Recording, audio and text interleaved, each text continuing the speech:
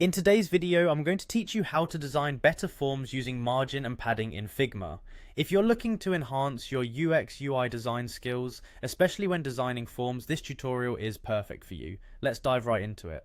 First things first, head over to Figma, the collaborative interface design tool that many designers consider indispensable for creating clean, efficient designs.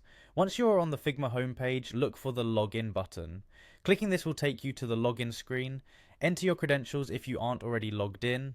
Once you are in, navigate to the home screen. This is your gateway to all your design files and projects. From here, please make your way over to the design section by clicking on the design tab. This area is where your creativity truly takes shape. Now let's talk about frames. Frames in Figma act as containers for your design elements. Go ahead and click on frame to create a new one. You'll want to think of this frame as the foundation of your form. Get the sizing and positioning just how you envision your final form to appear. With your frame set up, the next step is to utilize auto layout.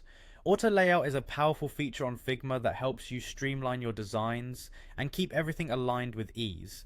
With auto layout, you can ensure that all the elements in your form stay organized even as you add more components or make adjustments. To activate auto layout, simply select your frame and click on the auto layout option.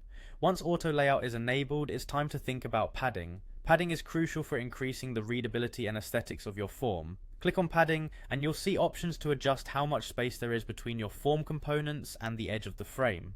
Adding sufficient padding can make your form look cleaner and help focus user attention on important elements. Another critical aspect is the use of margins. Margins create space between different sections or elements of your form.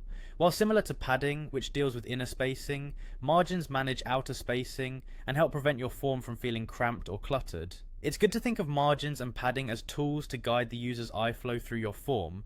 Ensuring that elements are neither too close together nor too far apart goes a long way in promoting a user-friendly experience. And there you have it. With these simple steps, you've learned how to effectively use margin and padding in Figma to design better forms. By leveraging these elements, your forms can become more intuitive and visually appealing to users. Thanks for tuning in. I hope you found this guide helpful. Happy designing, and until next time, keep creating amazing experiences.